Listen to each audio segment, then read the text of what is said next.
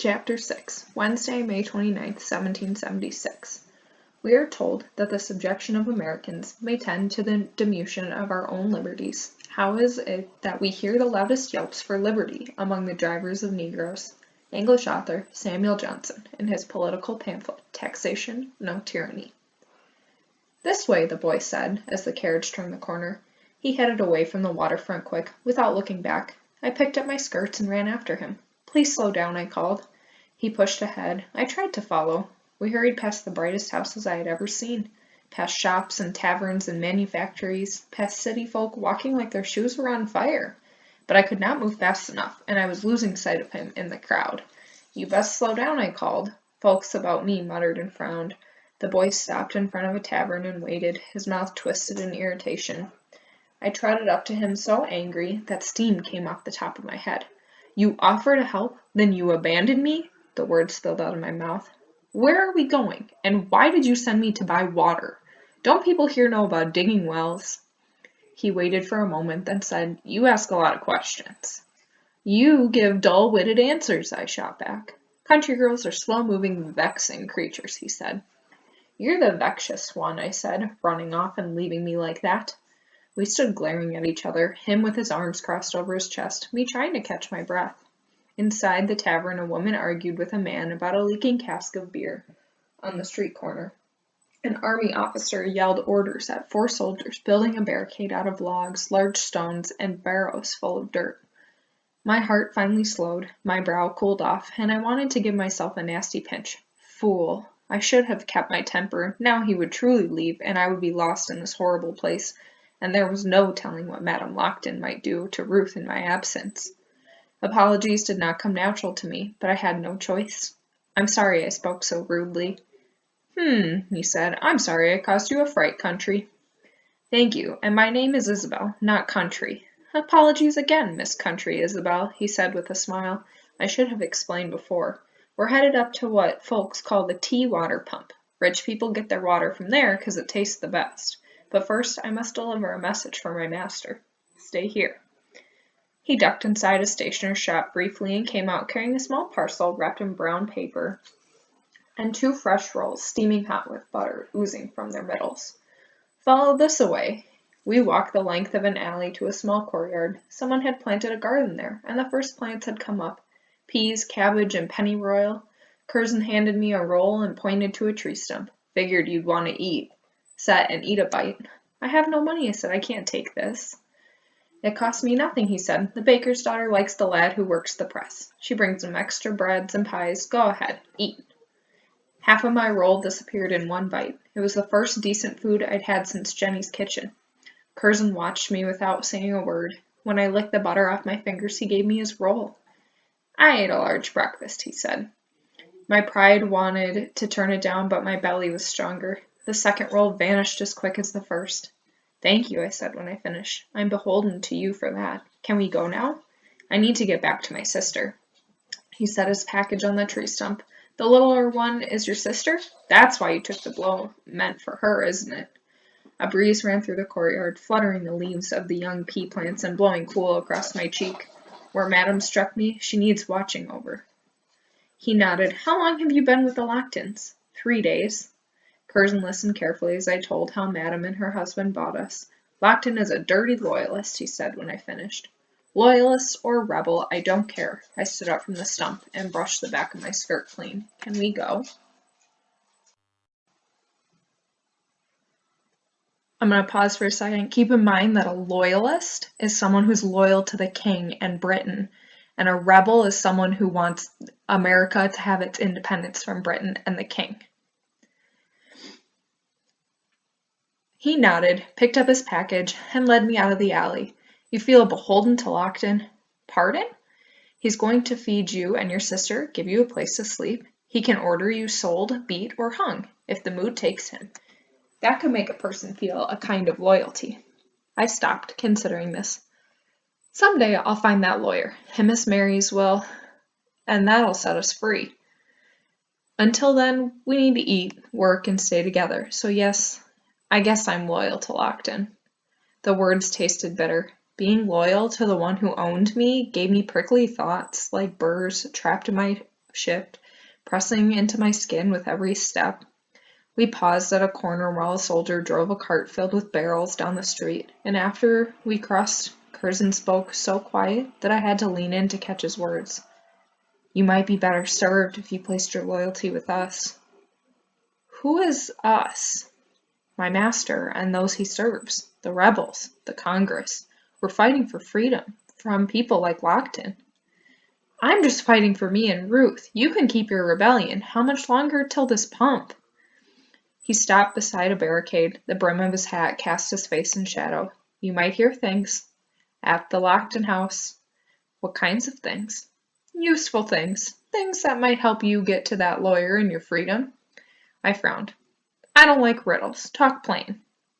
New York is a ball tossed between the Loyalists and the Patriots, he said, scratching at the scar on his face. Right now, the Patriots hold it. Patriots are another word for rebels or those who want freedom from the king. So, Lockton has returned to hurt our cause? Why don't they arrest him? It's not that simple. Plenty of folks hereabouts haven't decided which side they favor. One day they cheer General Washington, the next day they toast the king. Putting Lockton in jail could turn them against us. He started walking again, nattering on and on about plots and conspiracies and battle plans and secrets, but truth be told, my mind drifted. I cared not a fig for politics nor soldiers. I was worried about my sister, and my cheek still hurt. Will you help us or not? He stared at me intent as I tried to figure his meaning. It slowly dawned. You want me to be a spy, I asked. Are you funny in the head? Do you know what they would do to me? Shh, he warned. Keep your voice down. You just have to listen and alert me if you hear anything important. You won't be in any danger. You are a crazy fool. How do you know I won't tell Master Lockton you sought me out? Wouldn't matter if you did. He knows he's under suspicion. Might do you some good, bring you favor in his eyes if you told him. But it would be a mistake. Lockton won't reward you. The Patriots can. Reward? Colonial Reagan is the officer in charge. He could send you back to Rhode Island, maybe help you find that lawyer and his papers. I pondered this. Was he lying? Could I trust this strange boy filled with war and secrets? What would Mama do?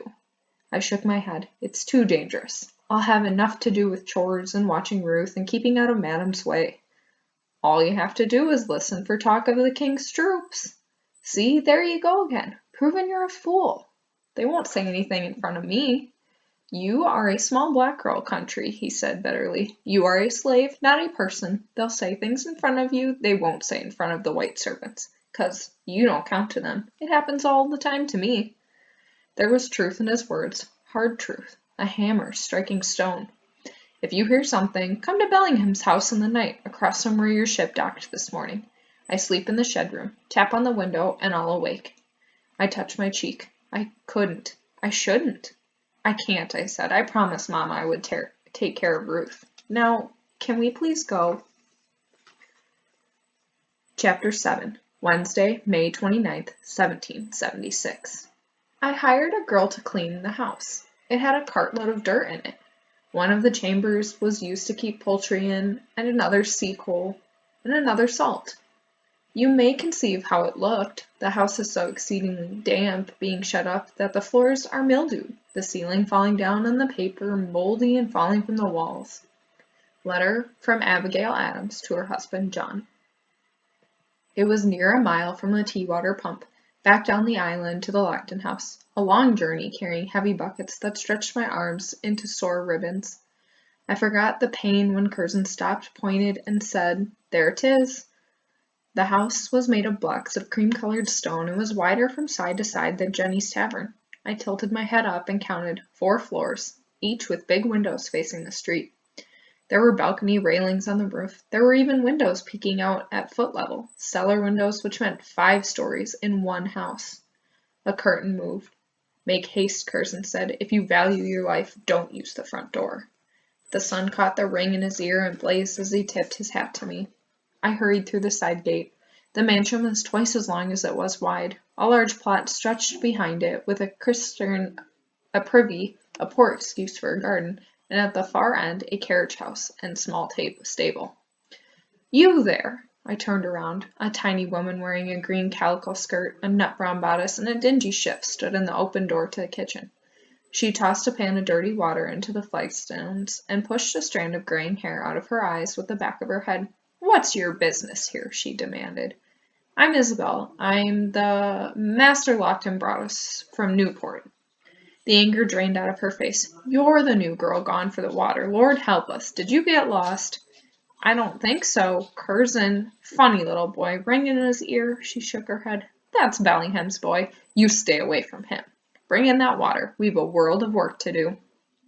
Her name was Becky Berry. Though it'll be mud if I don't pull this house together in a flash, she said as she poured the fresh water into a pot and swung it over the kitchen fire. She barely stopped talking loud enough to draw a breath. 8 months! They vanished to Boston for 8 months and then show up with no warning and wanting tea? Tea? I could get tarred and feathered for brewing tea, she muttered. She turned around, her face marked her as being of middle years, dotted with freckles and pox scars. Her chin was narrow and pointed like a shovel, and her smile was missing several teeth.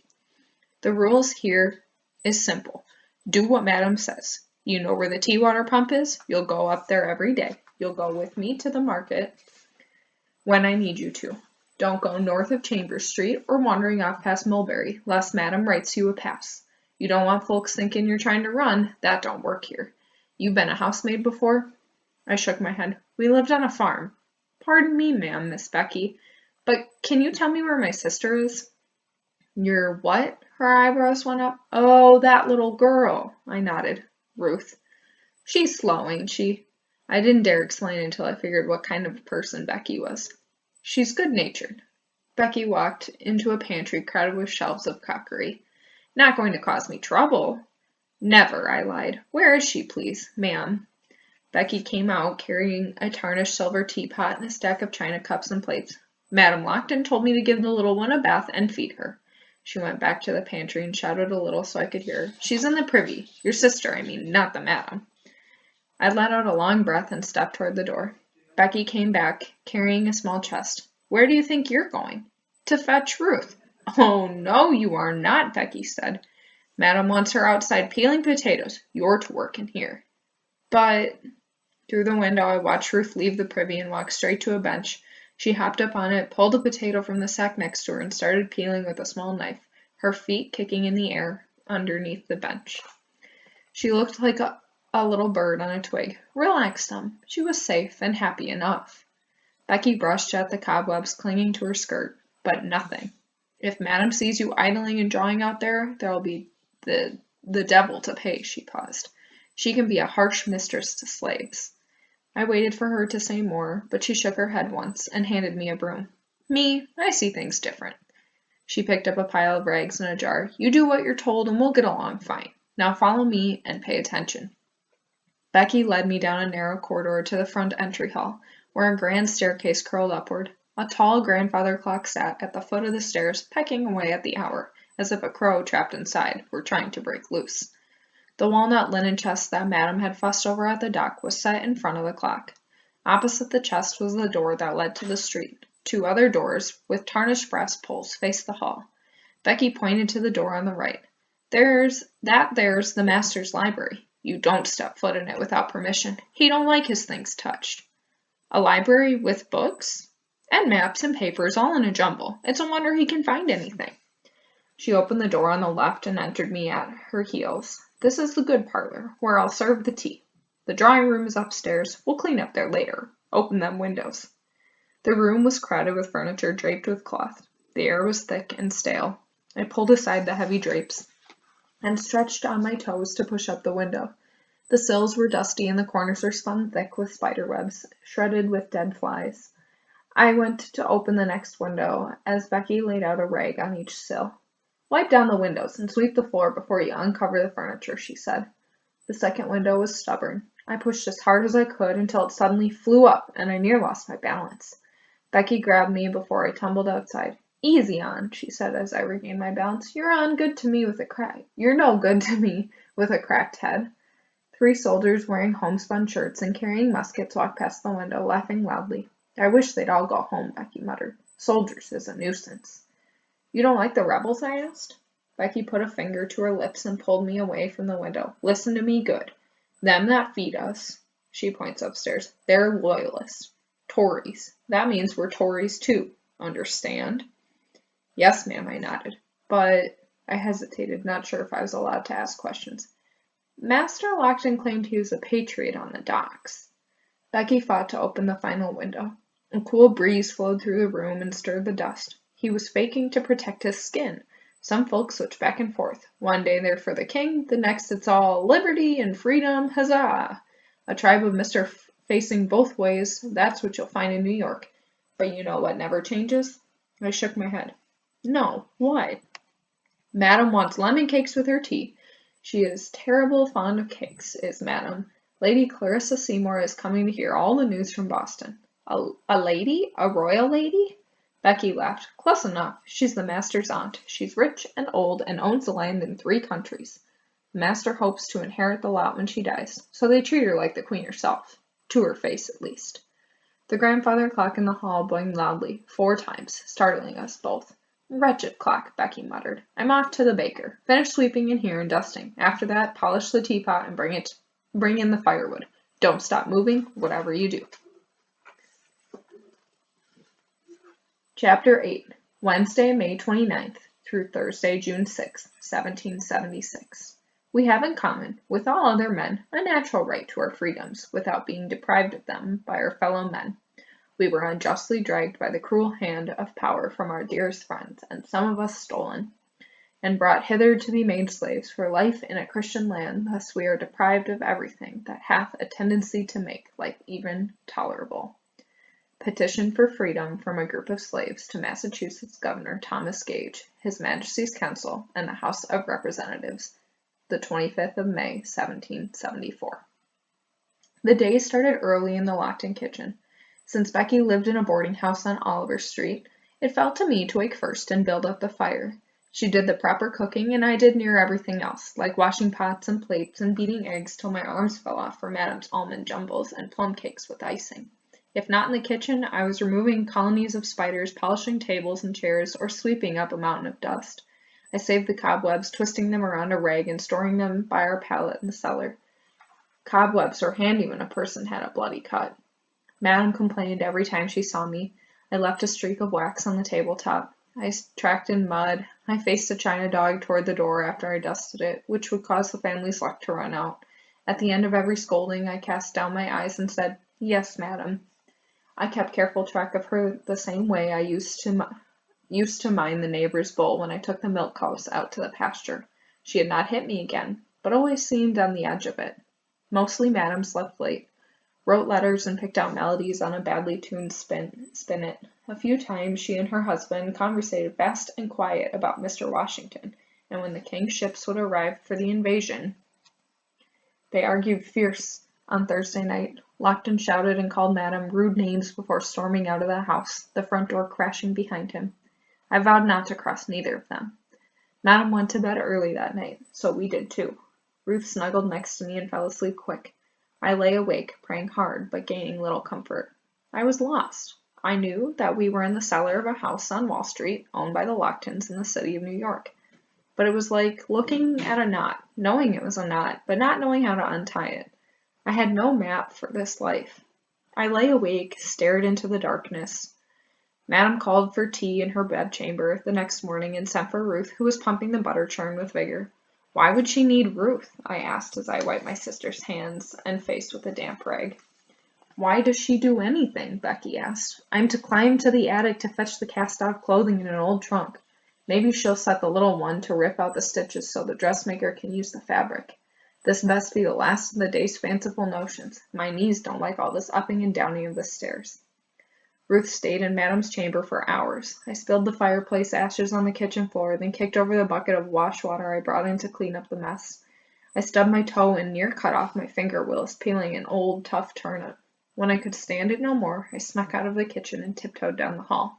I could hear the sound of Madam's voice from the bottom of the stairs, but not the words she was saying.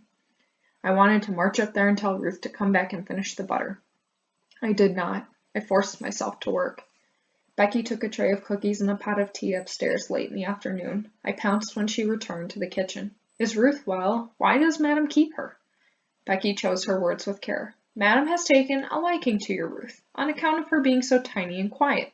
She sat at the kitchen table. She means to use her for a personal maid. Pardon me? Most of Madam's friends have a slave to split wood and carry chamber pots, like you. If Madam has a slave dressed in finery, well, that makes her more of a lady. Ruth can fan her when she's hot or stir the fire when she's cold. I forgot myself and sat down across from Becky. She's making Ruth into a curiosity? Becky nodded. Hey, that's a good word for it. I went cold with anger, then hot, then cold again. It wasn't right. It wasn't right for one body to own another or pull strings to make them jump. Why was Madam allowed to hit me or to treat Ruth like a toy? Take care, Becky warned, pointing to my lap. I looked down. My hands were clenched in a fist so tight. The cord that held my bones together could be seen. I released them. Becky leaned across the table and spoke quiet. I don't imagine you like this much. Can't say I blame you, but don't lose your head. Madam is not afraid to beat her slaves. I rubbed my palms together. Do they own more than us? Half a dozen down to the Charleston place, none up in Boston. Never been to the Carolinas, so I don't know how they get along. But you need to calm yourself and heed what I am about to tell you. Yes, ma'am, I said stiffly. 3 years ago, there was another girl here, slave like you. She talked back. Madam called her surly and took to beating her regular like. One day she beat her with a fireplace poker. Did she die?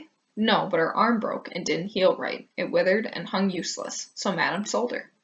I could not hold the hot words in my mouth any longer. She'd best not come after me with a poker, or hurt Ruth.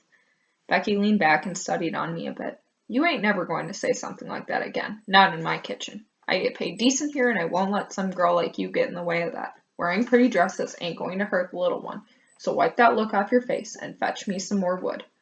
After that, Ruth's every waking moment was spent with Madam. Though she worked in the same house and slept under the same blanket, we had little time to talk.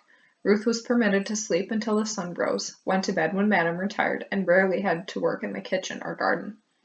I lay awake every night, heart filled with dread, recalling the dangerous offer made by the boy in the floppy red hat.